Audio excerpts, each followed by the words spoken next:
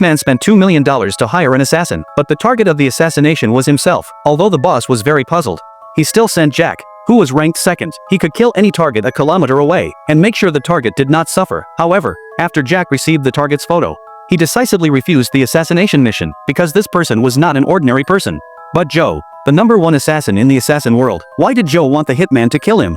Not long ago, he was diagnosed with terminal cancer. Dying like this would be a pity. Only dying at the hands of another hitman would be a fitting end for him. Moreover, if he died unexpectedly, his girlfriend would receive a huge insurance payout. Seeing how desperate Joe was to die, the boss immediately sent out his ace in the hole. Midnight tonight would be his time of death. Joe left satisfied upon hearing this, but when he returned home, he found his girlfriend. She thought it was a romantic date, but Joe suddenly broke up with her. After doing all this, Joe returned to his home. He unlocked all the doors in the house and waited quietly in the living room for his time to come. He thought tomorrow would be his anniversary, but then his attending physician suddenly called. The lab had mixed up the records. The person with cancer was actually someone else. Upon hearing this, Joe panicked instantly. There were only 4 minutes left until midnight. He didn't know that a group of armed assassins were downstairs. They headed straight for Joe's house. What's worse is that Joe had just thrown away all the weapons in his house. This meant he could only fight them with his bare hands. At the leader's command, the henchmen immediately began searching for Joe. Little did they know that Joe was hiding in the shadows, waiting quietly for them to come to their deaths one by one. In this way,